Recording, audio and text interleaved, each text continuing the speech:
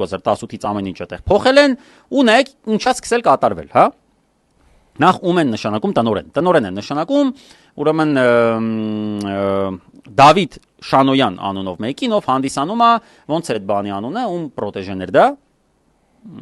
Սանոսյան, թե ինչ էր։ Գնել Սանոսյան, հա, Գնել Սանոսյանի տենց իրա կադրերից է սա,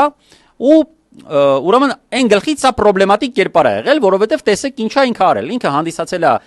մի քանի բանկերի մասնաճյուղերի ղեկավար, տարբեր բանկերի, իրանց